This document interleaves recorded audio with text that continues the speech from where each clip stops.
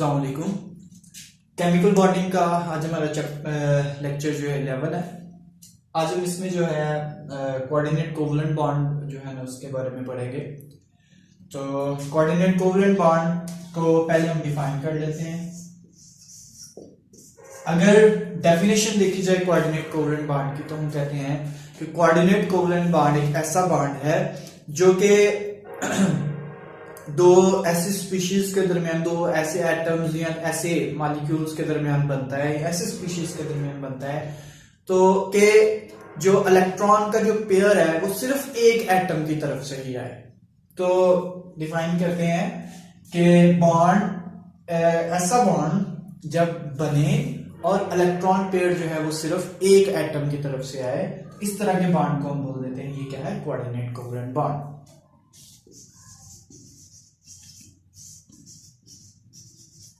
Bond formed between two atoms in which bond pair is shared by only one of the bonded atoms. ठीक है जी, bonded atoms में से सिर्फ एक atom जो है ना, सिर्फ जो उस जो इलेक्ट्रॉन का पेयर है उसको शेयर करे। ठीक है जी, तो एग्जांपल्स देखते हैं। फॉर एग्जांपल मैं कहता हूं कि वाटर का मॉलिक्यूल जो है, वाटर के मॉलिक्यूल के ऊपर दो लोन पेयर होते हैं। ठीक है जी, हम एक लोन पेयर जो है ना, ऑक्सीजन के ऊपर दो है, हम एक लोन पेयर को शो कर लेते हैं यहाँ पे। अब अगर वाटर के अंदर हाइड्रोजन आयंस मौजूद है तो ये क्या करते हैं, हाइड्रोजन आयन जो है, अब इस हाइड्रोजन आयन के पास इलेक्ट्रॉन की कमी है। हाँ, ये पॉइंट भी आपने याद रखना है कि इस एटम के लिए दो तरह की चीजें होनी चाहिए, एक ऐसा मॉलिक्यूल जिसके पास लोन पेयर्स हैं और एक ऐसा जिसके पास इलेक्ट्रॉन्स की कमी है। ठीक है जी, तो ये क्या करता है फिर, वाटर जो है, वाटर अपना जो लोन पेयर है वो इस हाइड्रोजन आयन को दे देता है। तो इस तरह से क्या होता है कि ये इसके दरमियान कोऑर्डिनेट कोवलेंट बॉन्ड बन जाता है। हाँ, इसमें एक और चीज याद रखनी है, जो एटम लोन पेयर प्रोवाइड करता है एरो, हम उस तरफ से डोनर जो हासिल करता है ना इलेक्ट्रॉन, उसकी तरफ एरो लगाते हैं उसका। और इस केस में, प्रोटॉन के केस में, जब भी प्रोटॉन कोऑर्डिनेट कोवलेंट बॉन्ड बनाता है तो इसका ये जो कोऑर्डिनेट कोवलेंट बॉन्ड है ये कोवलेंट में कन्वर्ट हो जाता है, मतलब ये इस तरह हो जाता है।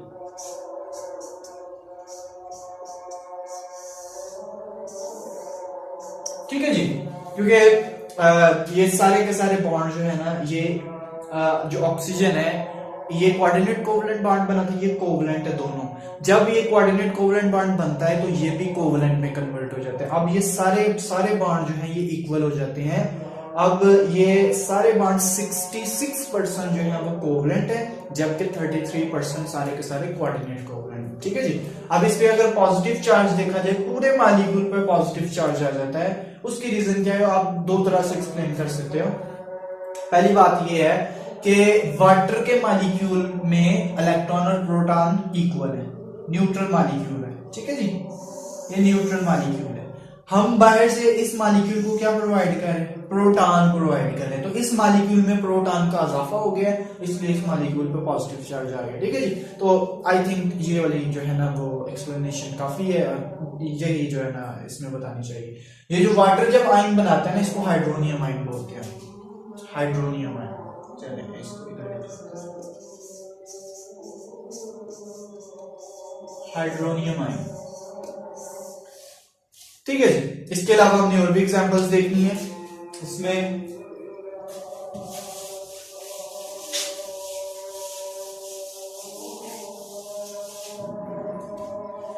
देखिए, bond form between coordinate covalent bond between NH3 and BF3। अब हमें पता है कि BF3 में बोरान जो है ये इलेक्ट्रॉन डेफिशिएंट होती है, तो इसमें क्या होता है, नाइट्रोजन के ऊपर जो लोन पेयर होता है, नाइट्रोजन अपना लोन पेयर बोरान को प्रोवाइड कर सकती है BF3 में। तो नाइट्रोजन अपना लोन पेयर इसको प्रोवाइड कर देती है, तो इनके दरमियान बॉन्ड बन जाता है। बॉन्ड कैसा बनता है,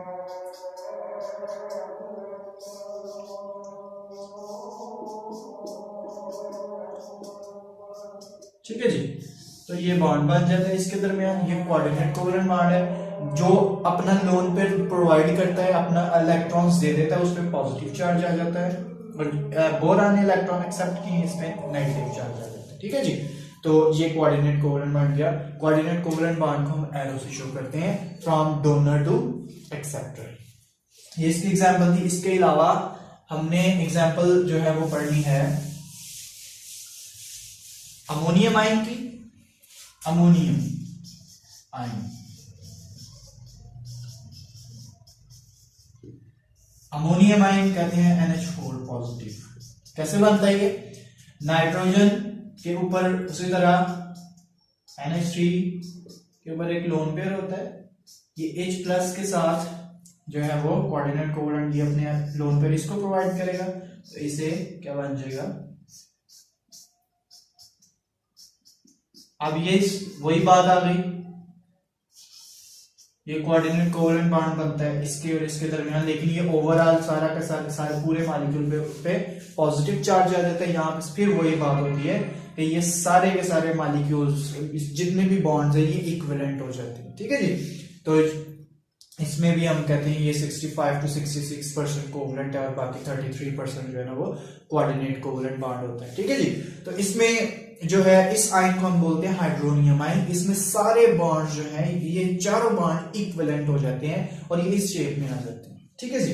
अब इसके बाद हम बात करते हैं हाइड्रोनियम आयन, वाटर की बात हमने कर ली है। इसके अलावा ऑक्सोनियम आयन की बात हमने करनी है कि जो अल्कोहल्स और ईथर्स हैं वो भी ऐसा ये फिनोमेना शो कर सकते हैं, ROH, ठीक है जी। OH जो है ये अल्कोहल्स का फंक्शनल ग्रुप है, इसको हम जिगजैग मैनर में इस तरह लिखते हैं। ये भी प्रोटॉन के साथ, ठीक है जी, ये भी कोऑर्डिनेट कोवलेंट बॉन्ड बना सकते हैं प्रोटॉन के साथ। तो इसको जो है ना ऑक्सोनियम आयन बोल देते हैं। अगर यहाँ पे ईथर हो, ईथर भी बना सकते हैं। इसके ऊपर ऑक्सीजन के ऊपर लोन पेयर है, ये प्रोटॉन के साथ इलेक्ट्रॉन प्रोवाइड करके, तो ये इसके साथ भी कोऑर्डिनेट कोवलेंट बॉन्ड बना सकते हैं, ठीक है जी। क्योंकि ये भी अब प्रोटॉन है, तो अब ये ओवरऑल इस पे पॉजिटिव चार्ज आ जाएगा, ये फिर कोऑर्डिनेट कोवलेंट बॉन्ड में कन्वर्ट हो सकते हैं, ठीक है जी। तो ये कुछ एग्जांपल्स है। अब इसमें एक क्वेश्चन आता है कि ये जब बॉन्ड बनता है इसका, एक और एग्जांपल कर लेते हैं, फास्फोनियम आयन PH3, इसके ऊपर भी लोन पेयर होता है, ये भी प्रोटॉन को एक्सेप्ट करके PH4 पॉजिटिव बना देता है, सेम उसी तरह जैसे NH3 बनाता है, जैसे NH3 की हमने बात की थी, क्योंकि ये NH4 पॉजिटिव, ठीक है जी। तो यहां से क्वेश्चन आता है कि जब हाइड्रोजन जैसे ये बनता है NH4 अमोनियम आयन बनता है, तो इसमें सारे मॉलिक्यूल्स, और जिस तरह वाटर में जब हाइड्रोनियम आयन बनता है तो सारे के सारे जो बॉन्ड्स हैं वो इक्विवेलेंट हो जाते हैं, मतलब 66% जो है वो कोवलेंट हो जाते हैं, जबकि 33% जो है वो कोऑर्डिनेट कोवलेंट बॉन्ड हो जाते हैं, कोऑर्डिनेट कोवलेंट बॉन्ड हो जाते हैं, ठीक है जी। तो इसमें हम जो है ना, आप बेसिकली रीजन जो है ना इसको डिटेल में एक्सप्लेन नहीं किया गया आपके बुक पे, तो आपको उसमें जाने की जरूरत भी नहीं है। सिंपली हम बोल देते कि जब भी प्रोटॉन जो है वो कोऑर्डिनेट कोवलेंट बॉन्ड में जो है ना वो हिस्सा लेता है, तो ये सारा का सारा ये जितने भी बॉन्ड्स हैं ऑक्सीजन जो हाइड्रोजन के जितने भी बॉन्ड्स है कोऑर्डिनेट कोवलेंट बॉन्ड जब बनता है तो ये सारे इक्विवेलेंट हो जाते हैं, ये सबको जो है वो 66% जो है वो कोवलेंट कर देता है और 33% जो है वो कोऑर्डिनेट कोवलेंट बॉन्ड बना देता है। इसमें बहुत सी रीजंस हो सकती हैं, ठीक है जी। तो ये सारा जो है वो कोऑर्डिनेट कोवलेंट बॉन्ड है। तो अगर आपको कोई क्वेश्चन है तो आप पूछ सकते हैं। अल्लाह हाफिज़।